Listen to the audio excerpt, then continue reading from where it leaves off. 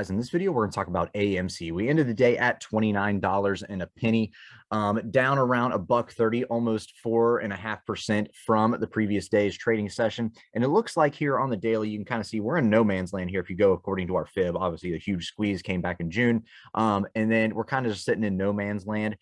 So going forward, what are we exactly going to be looking at? Well, that low that we printed in here on Friday, that's going to be our first support, and that's going to be at 25.31. And then below that, we are just going to kind of see if we can find any footing below there. So, 20, 15, nice whole numbers as we're working our way down. Resistance wise, this 200-day moving average came out of nowhere. You can see it's been a while since we actually were trading with this.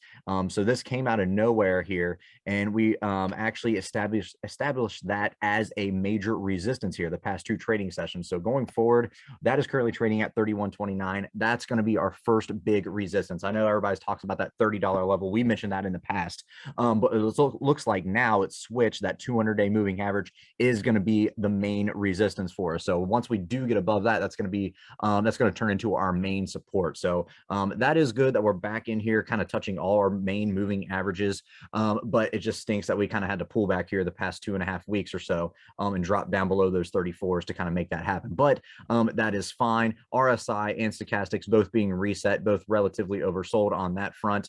So that is also good news. I mean, as good enough news as you can take it as a pullback of almost, $12 in the past 2 weeks. But we're looking at the bright side in here. So that is good. That 200-day moving average, once we do get above that, that is going to be a nice big support for us. Couple that with the low RSI and stochastics, then we should be off to the races to kind of recover back above that 34 range.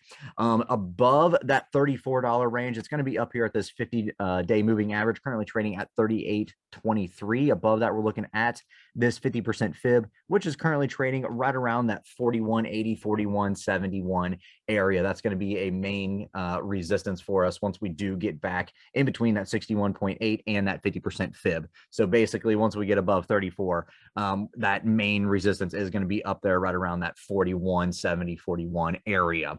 Our IV ranking here is at 18, so you have a little bit of options juice in here, so that is good. Raw IV in the 200s, the next two trading cycles, and it looks like it goes down to about the 160s, 150s there after that. So everybody's pricing in right around a $5 expected move by this Friday.